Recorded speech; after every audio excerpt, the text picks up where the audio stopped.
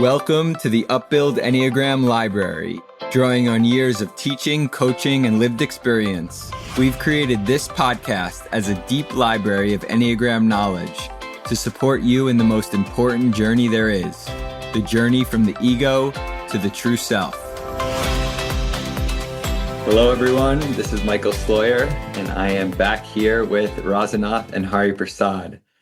And today we're going to be finishing off this little mini-series, getting into the 3 centers of intelligence. And today we'll be talking about the Head Center. So Rasanath, could you bring us into our meditative portrait for the Head Center, please? Thank you, Michael. Our world is very complex, very fast-paced, and can be very overwhelming. And there is so much information to process. We have to take so many factors, opinions, and variables into account in a very limited amount of time in order to make any decision. So how can I sort all of this out?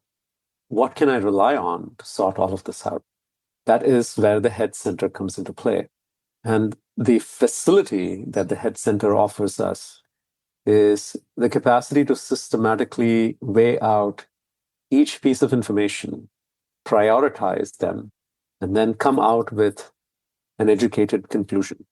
Without the Head Center, we feel ourselves to be lost, anxious, and impulsive.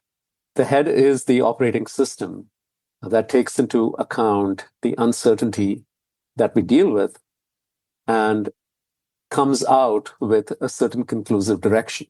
So when we are present in our Head Center, we feel ourselves to be lucid, clear, and filled with wonderful knowledge and insight.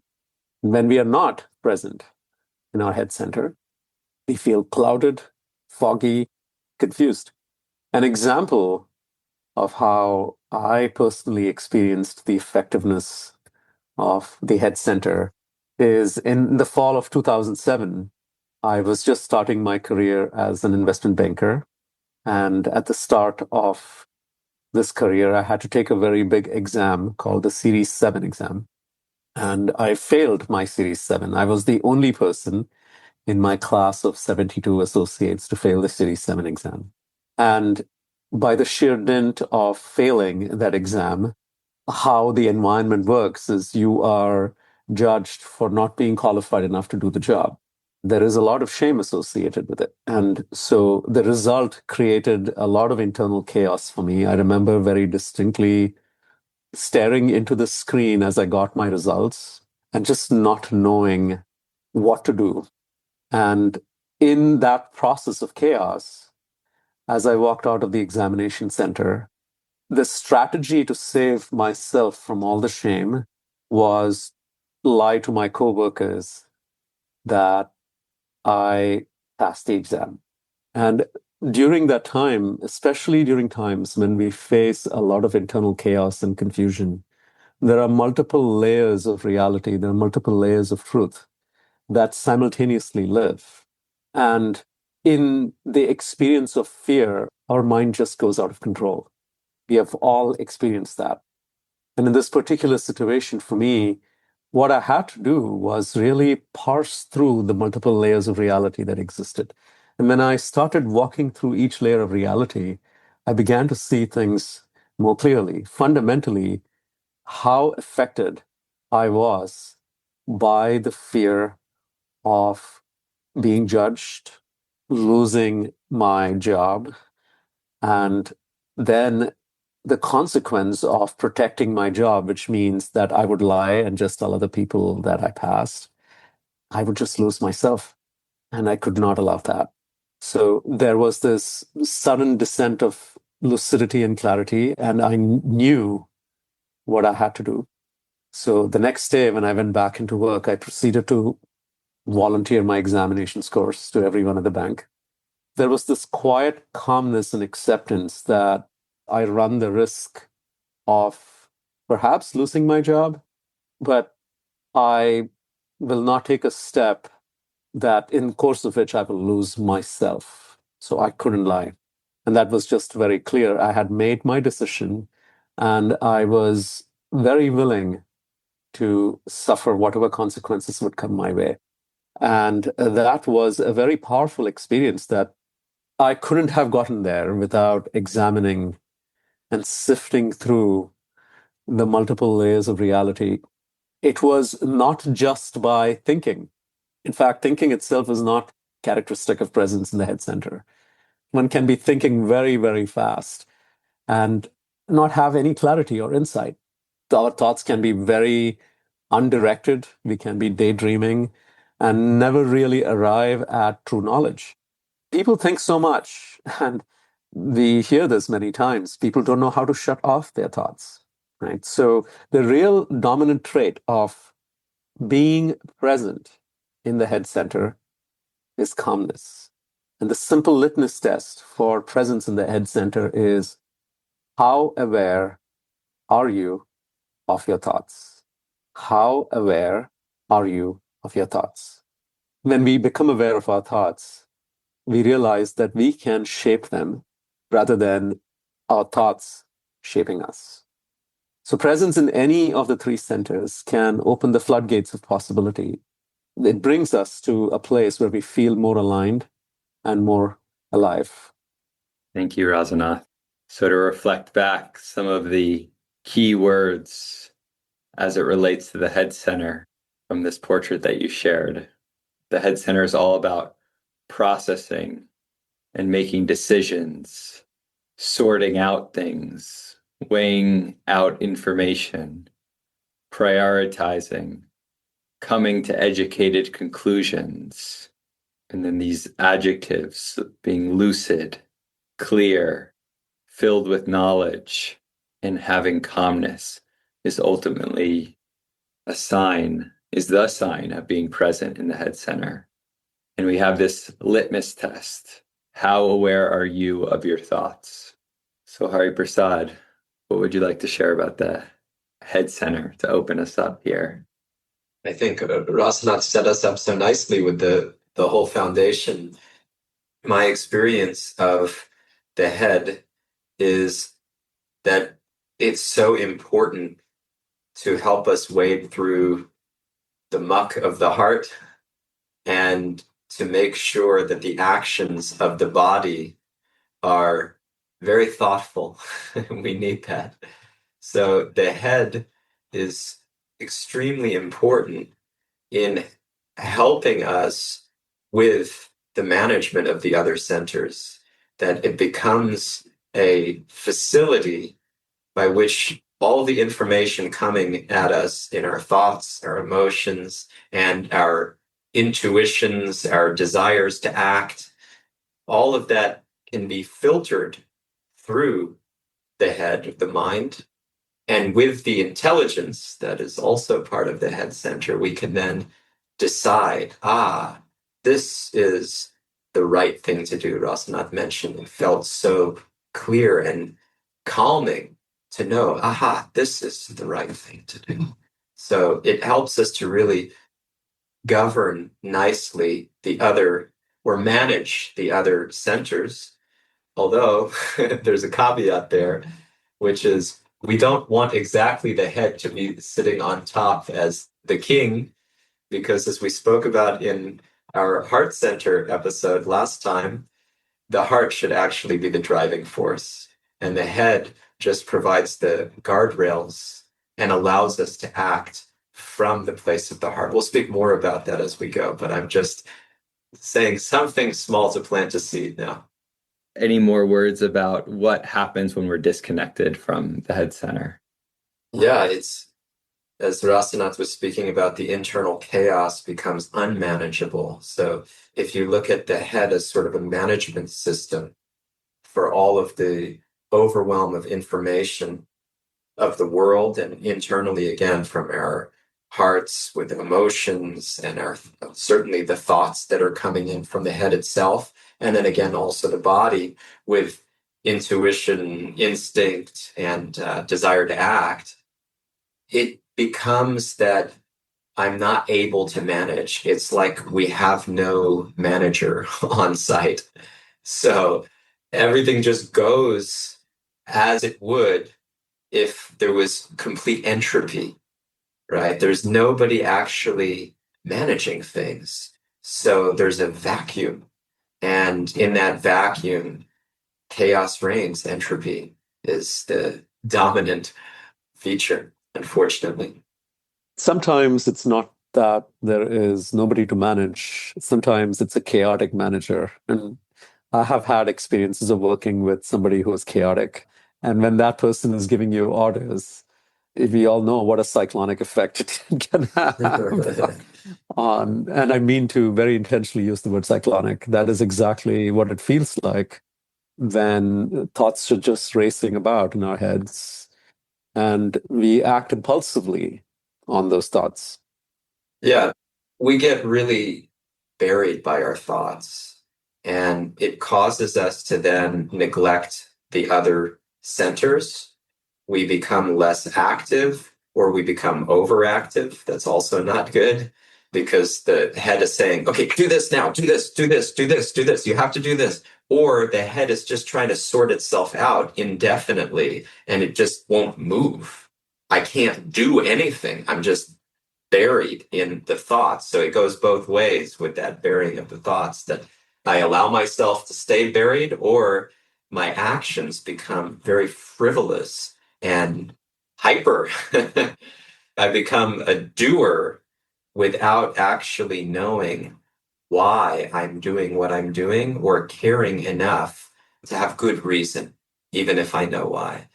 And the neglect of the other centers becomes very, very obvious as we delve deeper into the chaos of the head without really being present to manage it, to sort through it in a thoughtful and peaceful manner. I mean, you have to also give attention to the thoughts. Like Rasanath said, the litmus test is how aware are you of your thoughts for presence. And so if you're not able to calmly, patiently wade through them, then there is no question of presence. This has been one of the biggest unlocks for me of this series, is really getting how what we think of as the main function for that center. So for example, thinking in the head center, that is not indicative of presence in the head center.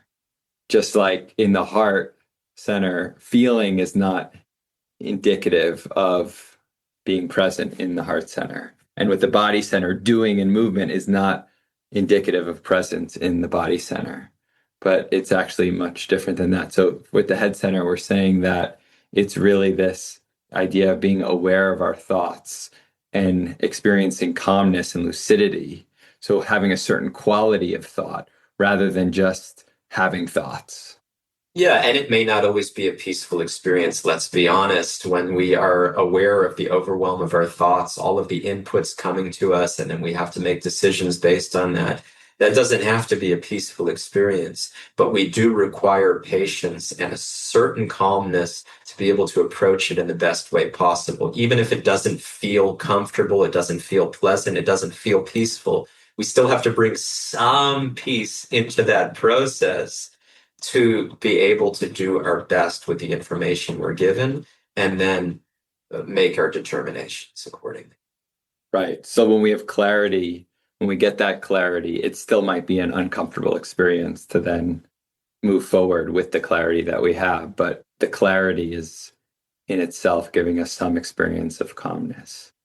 Absolutely. And we don't want to settle for a false clarity or a false assurance.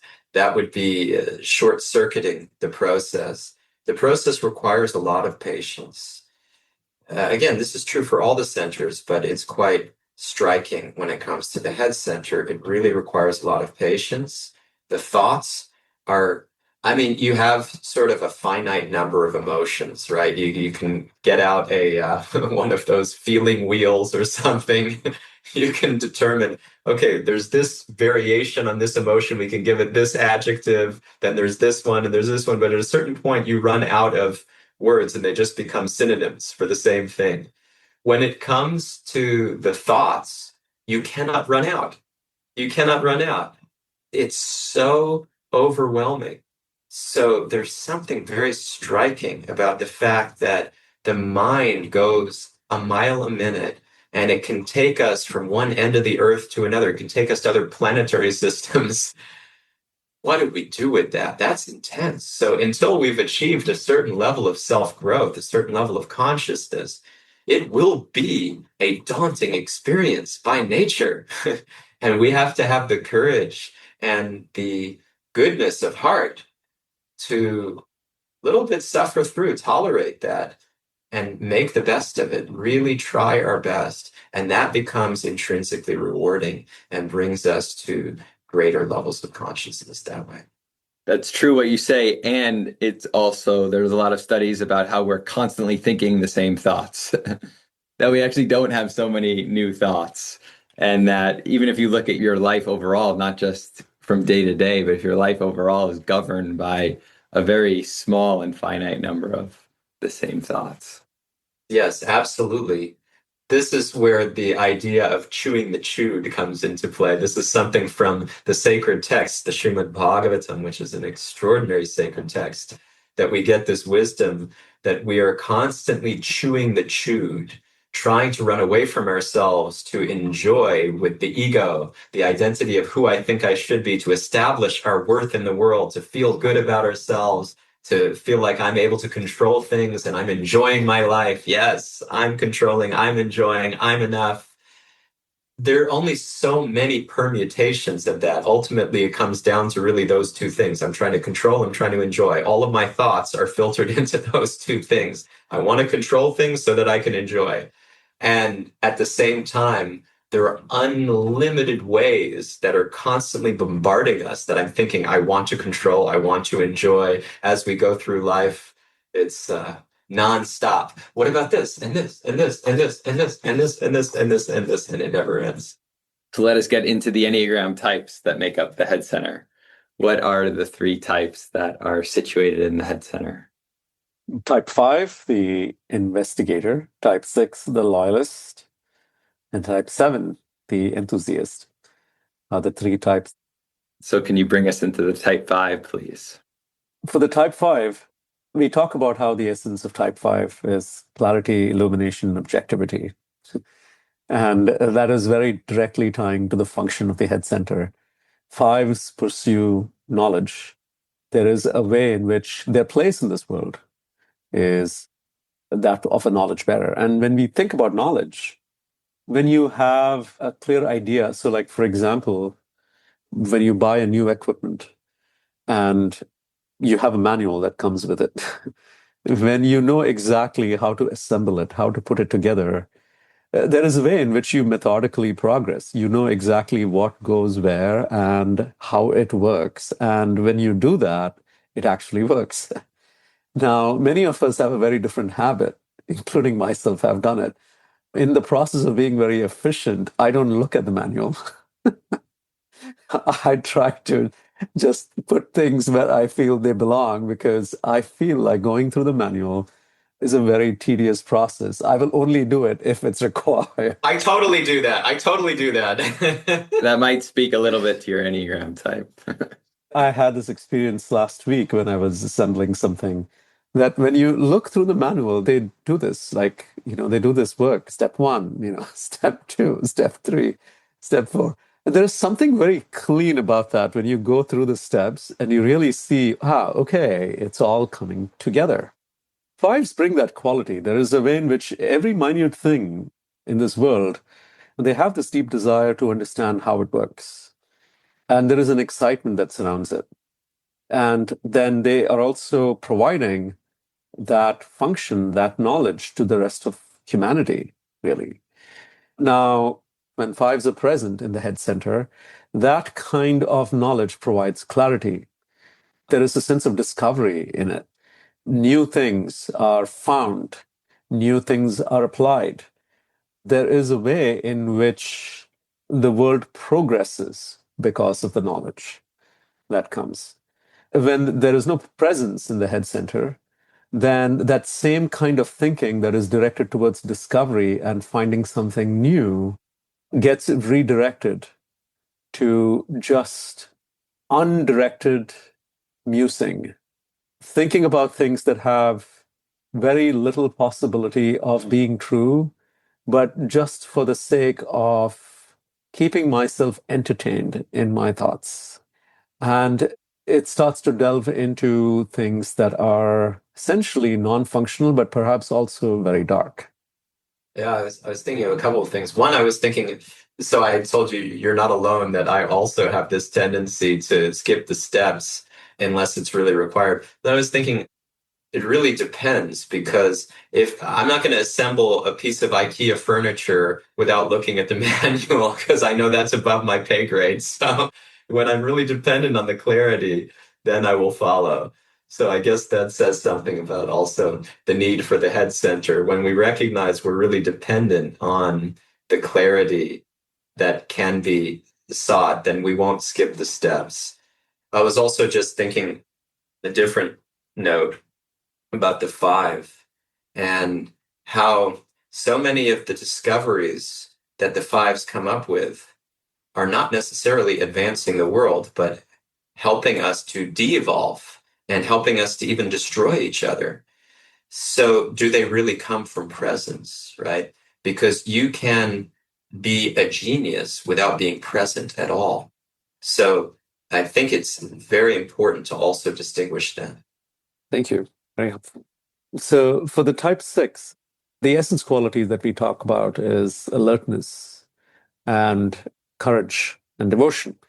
And alertness has this quality of very keen attention to my surroundings. I have a sense of what's happening.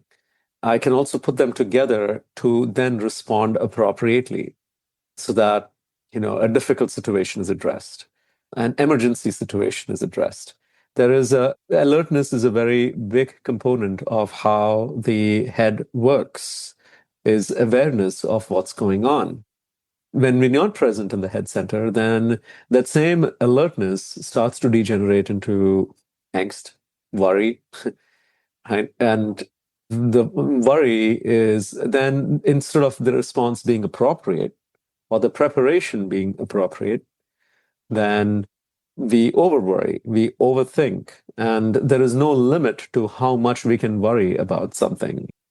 6 wants to rush the process to get to clarity as quickly as possible, not because of efficiency, although they don't dislike efficiency, they also can like efficiency for sure, but that's not the driving force. The driving force is to quell the anxiety of the uncertainty.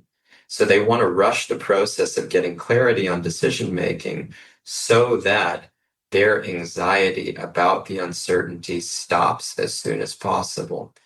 The problem with that is you cannot rush clarity. You can try to get there as quickly as possible, but that requires patience. And so the 6s have to really learn to stay with their thoughts and systematically approach them. As we talked about, this is the gift of the head center, that it can systematize our thoughts and provide us with greater understanding and a more intentional approach based on that understanding.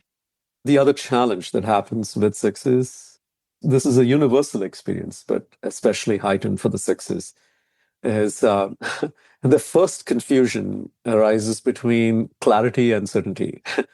So being clear doesn't necessarily mean you have certainty. Being uncertain about something doesn't mean you're unclear. And there is a conflation that happens between the two, that the 6s so badly want certainty, but they confuse the existence of uncertainty to be unclarity. Can we walk through so let's say I'm in a business setting and I have to make a decision about what to do with somebody on my team. Yes. So clarity will look like this.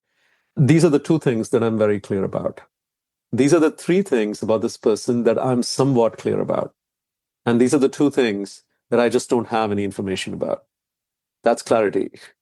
Do I have certainty about what I should be doing with this person? No. But do I have clarity on where I stand? Yes. Right. So knowing the layers here gives a sense of clarity. Yeah, it reminds me of the pie chart that I've seen before of like, there's a slice of the world of I know that I know, then there's a slice of the world that I know that I don't know, and then there's a whole much bigger slice of the world where I don't know that I don't know. And so what I hear you saying is that the clarity piece is certainly knowing what I know, knowing what I don't know, and then also knowing that there is a big piece of the world that I don't know. And so I have clarity on all three, even if I don't know what's in that third piece. Exactly. And there is a clarity on where I stand at this point. And from that place that I know, okay, where do I need to do? Where do I need to move in order to actually get a more clearer picture? So clarity is not just I have it all or I don't have it. I'm very clear about where I stand right now. Can things become more clear? Yes. How do I need to refocus, recalibrate, reorient so that I can get more clarity, right? What is my next step? Exactly. What's my next step? That's what we always emphasize for the six. What's my next step? And the sixes, they tend to work in extremes. So it's either I don't know, I don't know, I don't know, or like I can really drive into myself a viewpoint to try to make sure that I completely suppress all of that anxiety and uncertainty of not knowing. And then I can show up confidently, and then I'll be trustworthy, and then I don't have to deal with all of this craziness. And they can flip flop a lot between those two. So I'm either I don't know and kicking the same thing around again and again and again, and we're having the same conversation we just had yesterday. Yeah, but I just want to make sure that we're still on the same page. Yeah, tomorrow. Yeah, we'll talk tomorrow again. Oh yeah, I was just checking about yesterday that we're still on the same page. Yeah, because today's a new day, right? And we're just kicking the same thing around again and again and again. Or it's like, boom, suppression. Like, I know what I need to know. I'm going forward. Here we are. And it's an overcompensation. Neither one works. And the flip-flopping is also not great. So what we want is to get clarity. What is our next step in terms of how to be clear on our decision making? Sixes certainly don't have a monopoly on overthinking or anxiety, but for them, that's definitely a part of their experience. We've never met a six who doesn't self-report that those two things are a huge part of their experience. Yeah, we all go through this. I appreciate that a lot, Michael. We all go through this. But for the sixes, this is the central feature of their lives. And it can be very confusing for other people and for themselves. Okay, let's go to the third of the three types, the type 7, the enthusiast. So the essence qualities of the type 7 is joy, gratitude, and freedom. When you really try to understand the texture of joy, gratitude, and freedom, we understand that they are experiences of the heart. Now, what that 7 tends to do, especially as they go down the levels of consciousness, is manufacture that with the head. How do I create the experience in my thoughts? Because going closer to the heart is not purely joy, gratitude, and freedom. I want to stop you there for a second, because it seems to me that the sevens would be thinking, I'm going to create all of that stuff out there in the world, and I'm going to be doing lots of things. So can you just shed a little bit more light on what you mean by the head part of this? So one of the common examples that we give about the type 7 is they are trying to create all of these experiences. They plan a lot in terms of what experiences they need to have. And our teacher Rasanath likes to say, every time when the 7 is actually going through the experience, they feel let down by what's happening at that moment, because what they had manufactured in their head about what the experience will be like was more thrilling than what's really happening. Plus, I've already enjoyed it in my mind, so now it's kind of stale. Talk about chewing the chewed. This is prime example. I've already enjoyed, ooh, this ice cream will taste so good. Oh, this nightclub will bring me so much liveliness and excitement. And I've already tasted that in my mind in a superior way where I've imagined the best case scenarios for everything. And then when I get to it, it's like, oh yeah, been there, done that, but it was better in the mind. So it's like, I will do this and I'll do that. And oh, wow, this will taste so good. And maybe I can add a little bit of this and this will taste even better. And I'm doing all this is just going in the head.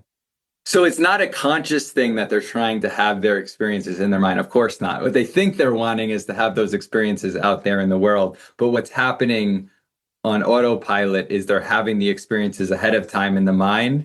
And then when they actually go through it, if they're not present, they're not going to be able to experience what they were hoping to experience. And the mind is a poor substitute for the reality because the mind is it's like you're in La La Land.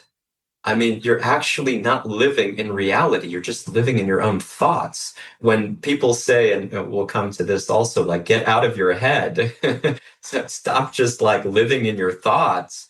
This is it. But the sevens don't realize that that's what they're doing. And this is the way that they're self-sabotaging. Yeah. So the sevens are very active. I think this is like with the fives, they're all about knowledge and they're thinkers. Absolutely. With the sixes, they're overthinkers.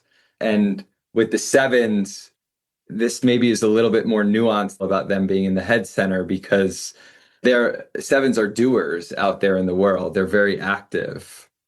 I think there's some more nuance to it because the fives, they can also be quite active using their knowledge. Like take again a Bill Gates, for example. Like that guy's pretty, he's super active, but it's based on all of this knowledge that he's cultivated with the mind.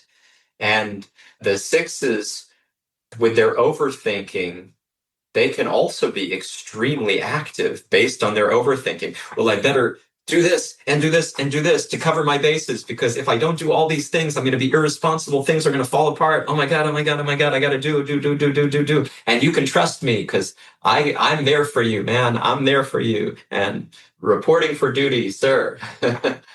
So the overthinking of the six and the fives also overthink. All the head center types are overthinking. But for that six overthinking, it often shows up in terms of actions, or it can be paralysis, the other side. But it's often like, hey, I got to do so that I can be trustworthy. I can support you and then get the security of your support that I need. Therefore, I will feel like I'm responsible. I have my place in the world. For the sevens can also be philosophers. You have like the Richard Feynmans of the world, scientists, physicists. You can have them be very brilliant and get excited by knowledge and really get into the book smarts and less into like producing things or getting out there and doing. But there is something inherently driven to do about the seven. That is a fact. That they like to feel like they've experienced the world in a way that is even more so than many other types. Everybody likes that. Everybody likes that. And when you're younger, you like it even perhaps more so, or when you're retired, you think you're entitled to it. Now is the time for that. So everybody has that. But the sevens, this is their fixation like crazy. They can't stop wanting to just experience everything. But how they're experiencing it, you said, Michael, it's a subtle thing. It's actually mental. And they're not really present unless they're very, very strong on their personal growth and so dedicated that they've done tons and tons of work on this. They're not present to the experiences they're having, and they're not pursuing the experiences that will actually allow them to get in touch with themselves. They're just living in this mental treadmill of chewing the chew, tasting the thing, then doing it, and it not having the same flavor as it had in the mind, which wasn't real in the first place, and on in pursuit of some satisfaction, some joy, gratitude, and freedom that is elusive to me because I'm pursuing it the wrong way. Excellent. And I think what you shared about how the sevens, in order to really get what they're after and to be able to naturally exude their essence qualities of joy, gratitude, and freedom, they need to be able to have their experiences through the heart and not just the mind. And it has to move from being so self-oriented and frankly selfish to being oriented towards service. And when I actually want to serve other people, I experience joy, gratitude, and freedom. It's a magical thing. But when it's all about me and I want to get what's mine, and there's a scarcity, how will I get what's mine? I want to enjoy, I want to enjoy, I want to enjoy, and I have to control to enjoy. It doesn't work. Where is the joy? Where's the gratitude? And it's certainly not free. I'm controlled by my own desires to control. So let's now expand the conversation to include the other types. And so, especially with the head center, many other types can relate to being constantly in the head. You'll hear type threes, for example, like constantly be saying, yeah, I'm always in my head. I'm thinking a lot. I'm analyzing things. What really distinguishes the three types that are situated in the head center from the other types of the Enneagram? Just like every type has a body, every type has a heart, every type has a head. And I think in our culture, especially, in a culture where intellectual smartness is incredibly highly valued, there is a lot of emphasis on how the head is used, planning, organization, and being able to logically determine what the answers are. I think that the head becomes a place where the sense of competence is most heavily relied upon and exercised, which is why we can see many other types also talking about how, well, yeah, I'm in my head all the time. The difference between the 5, 6, and the 7 is and this takes some subtle distinction and knowing. And when I say subtle, it's not small. It takes subtler understanding of what's going on. For the 5, 6, and 7, just like when we discussed the heart center types, the starting place for how they process the world happens here. For those people who are not on video, Oh, sorry, you're on pointing video. to your I was head. pointing to my head. When we spoke about the types 2, 3, and 4, and especially for the type 3, we were talking about how they may feel like they are thinking a lot. But the why they are thinking, why do they go there, is because there is a clear presence of, I need to enhance my sense of worth in this world. I am actually compensating for my experience of shame, which is a very heart-centered experience. I want to be seen. I want to be seen is the other drive. And we can feel seen through the heart only. It's feeling seen. So it requires feeling. But then I can be seen if I am intellectually smart. So the resorting to the head as a way, as a mechanism for what the heart actually desires is what happens. For the types 5, 6, and 7, the starting place is the head, because I'm searching for the primary question that types 5, 6, and 7s are grappling with is, what can I trust? Because when I know, I can trust. So the trust and knowing are very, very tightly tied to each other, which is why my starting point of processing the world begins from my head. Very helpful. This question of what can I trust is a real starting point for the 5, 6s, and 7s. And that question is different for the 5, 6s, and 7s, even if it might be the same words, but sort of the implication of that question is different. I guess what they rely upon in terms of answering that question is different. For the 5s, it's about facts. Those are trustworthy. People are fickle and they don't necessarily know what they're talking about. So I trust facts. And for the 6s, it's almost not a lot that I can trust because everything is so unstable and fallible in this world. So I'm trying to create systems where things will not be subject to the whims of humanity. So I'm really trying to trust systems and making sure that people sign on the dotted line and do what they said, and everything is organized and ordered and trustworthy. And for the sevens, it's experiences that I know what I've experienced. I know that gives me what I'm looking for. Now, for all of these types, that default is not actually leading us to the consciousness that we're longing for. It's not leading us to the experience of full joy and I'm thinking of the seven terminology, joy, gratitude, and freedom, which applies to everybody, but it's not giving us the richness that we want and the experience of our potential, the experience of who we really are, and that power, the strength that comes from being rooted in ourselves. So just going based on these easy answers is not the way to go. Now, yes, facts can be helpful if they're really facts and if they're oriented towards a higher truth. Then we say, okay, great. Fives, you're on the right track. Then it becomes knowledge. That's how facts move into knowledge. Yeah, exactly. Real wisdom. And for the six, okay, great.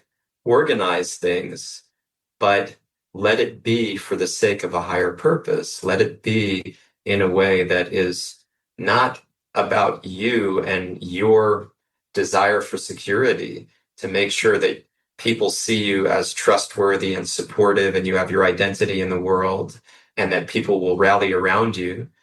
But let it be for the greater good. And for the sevens, experiences are wonderful. But again, it has to be about service. The real experience is not how much can I ingest of life? How much can I consume?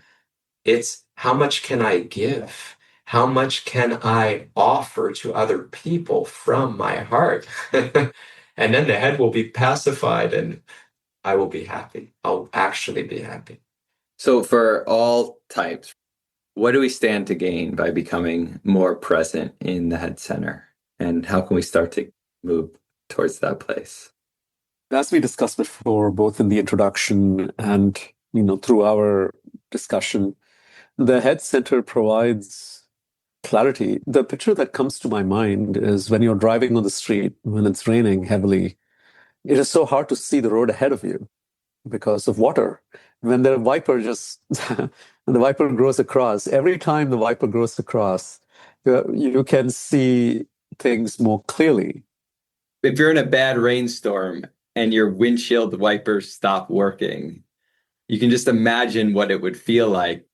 What am I going to do now? And then imagine 5 seconds later, the windshield wipers start working again, and what you actually get to experience when the clarity comes. And that is the experience of being in our minds. It's the constant deluge of thoughts. It is that rainstorm. And if we don't clear that crazy, crazy onslaught, if we don't actually start to organize and perceive what's happening and categorize and then make our decisions based on a kind of understanding and prioritization of information and testing of information as well, seeing what's true and what's not, because there's so much that's absolutely untrue or that is partially true. All kinds of things have to be waded through. Then you can get clarity and you won't act so recklessly as we are really by default acting. Also, many times when we talk about clarity, the unconscious assumption around that clarity is, okay, what do I need to do externally? But the clarity that is equally important, if not more important, is what's happening internally. Because many times we can be extremely functional in terms of having clarity about what's happening outside and how I need to respond, without having the clarity of what's happening inside of me as I'm responding. But that's not real clarity about it. Well, it's not even real clarity about the outside because it's still filtered through my own mind. So how can it actually match the reality? Unless I'm clear internally, then I can't trust my own inputs. Now, does that mean that I can't run a successful business? No, that's a different thing. You may be able to run a successful business without clarity in the head center because you have figured out what works to make money, right? That is just like we said about the five. You can be a genius without being present in your head. So you can be extremely accomplished without being present in your head. And so you can navigate the external world for the sake of validation and pedigree and all kinds of accolades. But that has nothing to do with what we're talking about. And when you are internally clear, not only will you be as effective and much more effective because you'll build trust and you'll be able to see things that you couldn't see otherwise, but you will also do things for the right reason and create more inspiration in your contribution. And you will also shift your contributions to be more inherently inspiring. So how do we draw the lines between the head center, the heart center, and the body center? Because if I'm thinking about making a decision, it's like I might say, I feel like this is the way to go. Or like there's some sensation that I'm experiencing which gives me the clarity that this is the way to go. People say I feel all the time. They're not feeling what they're just saying I feel, but that's not feeling. You can say I feel without feeling anything. And that's normal in our common parlance, right? So the thing is, the heart is about the actual feeling. What is the emotion that's happening that is driving me in a certain direction? And the emotion is raw and it has to become processed so that we can do something constructive with it. It's the only way that the emotions become constructive is when we work through them, when we take the raw emotion, we process it, and we use our intelligence that comes from the head to actually navigate, okay, what would be a constructive response to this emotion? So these are all, they have to be integrated. No one can operate in a silo. It doesn't work. If you're operating in a silo, it's at the neglect of the other centers and at the neglect of your very self. When you're getting closer to the self, you are using all the faculties that are necessary to get close to the self. So with a sensation or an intuition from the body, that has to also be run through the head ultimately and the heart and see, am I fully aligned? This is great. Okay. Because we call them the centers of intelligence. And we often think of the intelligence being strictly a thing of the mind. These are satellites. There is also, when we talk, Daniel Goleman with his work on emotional intelligence. So if you were to define intelligence as the capacity to discriminate, to discern, it can happen on the level of intuition, it can happen on the level of thoughts, it can happen on the level of emotions. Well, that's the yogic understanding of intelligence, is the ability to discriminate and particularly matter from spirit, or what relates to the self versus the ego coverings and the ways we want to be in this world that have nothing to do with who we are. So yes, we would apply that. And also neuroscience, by the way, has shown correlations to a gut intelligence, and that there's actually an intelligence to the way the gut functions. So they're like receptors, like satellites, in that they can pick up, like the body can pick up a lot of information, the heart can pick up a lot of information. We're saying that those things then get filtered through the mind in order for it to be most beneficial. It still sounds like there can be some discrimination that happens within the body even before it gets filtered through to the mind. Well, I think the mind really helps that very much, but the body, see, when you're present, that is a filtration process. So when you're present to the body, you're picking up on what is actual and what is the demand of the moment. So that is its own kind of filtration even before it enters the mind. But then for backup or for further clearance, you may go to the mind. One of the things we talked about in the opening episode was, in order to reach your fullest potential, you need to have all three of these centers of intelligence operating at a high capacity. So yes, it might be true that the body has some ability to discriminate things even before it gets to the mind. But if we're really wanting to be our best selves, then we would need to filter that through the mind, as an example, and need to filter what's coming through the heart through the mind as well. And who wants to be mindless, right? If you're present to your body, you can't be mindless. It just doesn't make sense. And what to speak of heartless? It's even worse. Mindless is bad enough.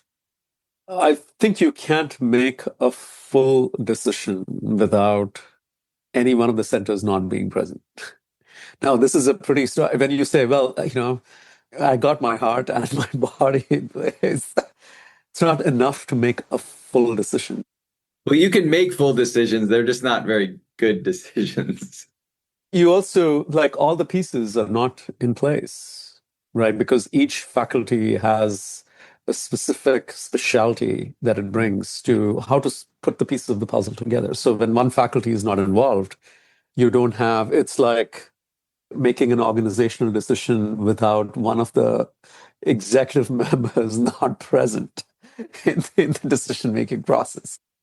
It's also virtually impossible to do that because you're getting inputs from three centers all the time. When are you ever not feeling? You're never not feeling. You're just not aware of what you're feeling. You're just choosing not to feel what you're feeling.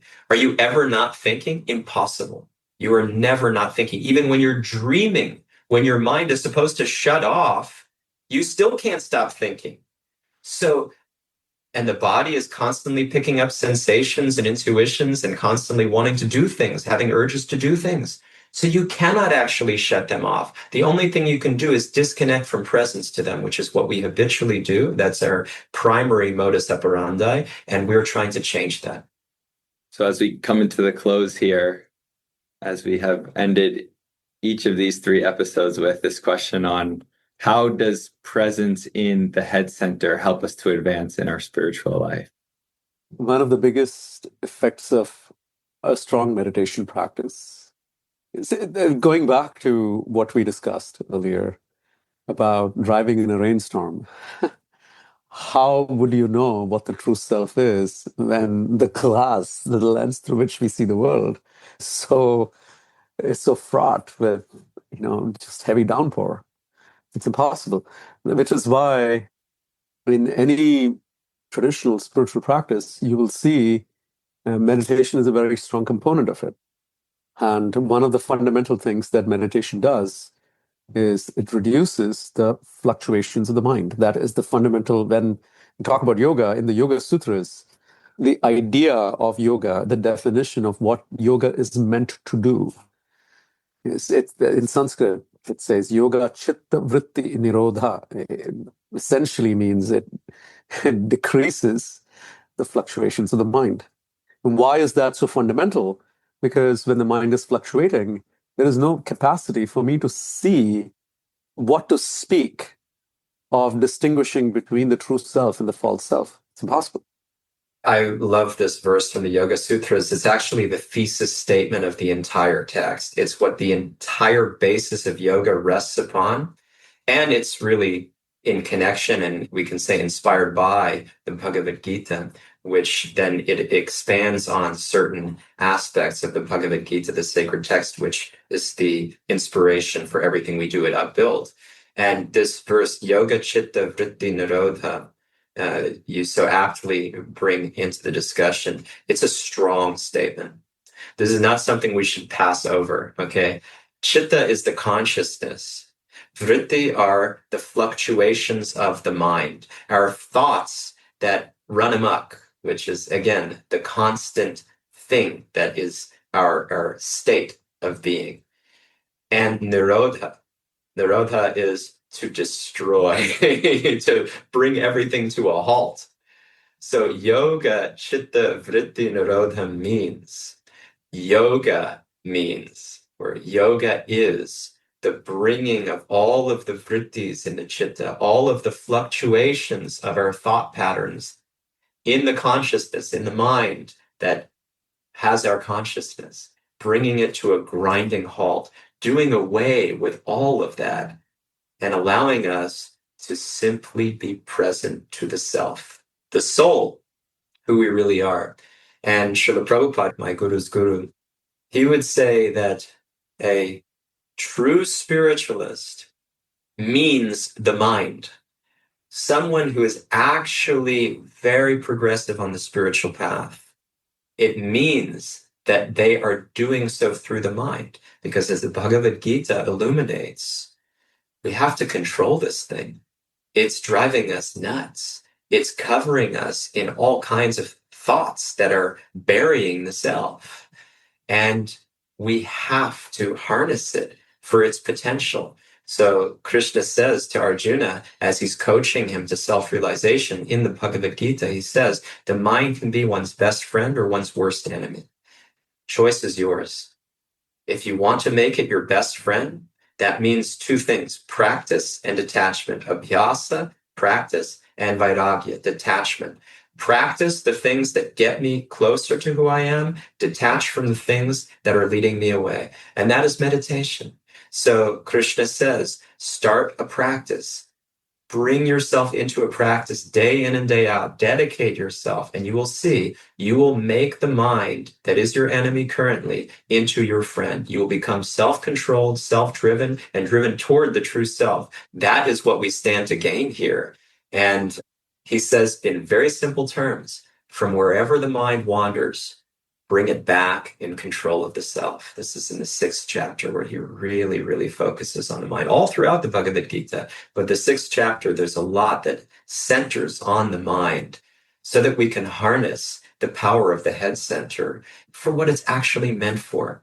And that then brings us back to the heart, where the self resides, as we mentioned in our heart center episode.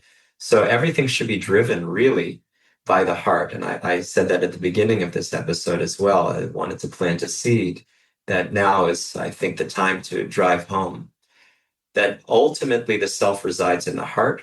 And when you meet somebody who is heartfelt and they can melt your heart, there's nothing more powerful. You can be as impressed as you want by their intelligence. That's a great thing. But if it's aligned with the heart, then it becomes really a great thing. If it's not aligned with the heart, if it's just sputtering out its own impressive things to establish an ego identity in the world and to make you the object for its validation, it's not so good. It doesn't really help anybody. It doesn't help us, doesn't help the world. So what we really want is to align the head, align all the centers with the heart. This does not mean that the heart-centered types, I already said this in the heart-centered episode, but it bears repeating. It does not mean the heart-centered types 2, 3, and 4 are more fortunate, more advantaged, or in any better position. It means that whatever type we are, whoever we are, the heart is the key. The self resides in the heart. And when you get closer and closer to the heart and everything is for that purpose, then amazing things happen. That's when the greatest transformation is there, the greatest impact is there. And we know this. We absolutely know this. To love and be loved is what we're all about. Nobody can contest this. So the head should be to manage to intelligently bring us to that clarity, to focus on what really matters. Beautiful. Thank you, guys. Well, thank you for sharing so much knowledge and for really bringing us into the importance of this particular center, and then overall the integration and how to do this integration of all the centers and why that's so important. And as Rasanath said, meditation is the key. A daily practice of meditation that will do wonders. Thank you, everyone, for listening. Thank you. Thanks for listening to the Upbuild Enneagram Library. Upbuild is a leadership development company that offers workshops, coaching, and other services to help you on the path towards being your best self, free from the shackles of the ego. To learn more about our work, visit our website, upbuild.com, and sign up for our newsletter to gain access to podcasts, reflections, and upcoming events.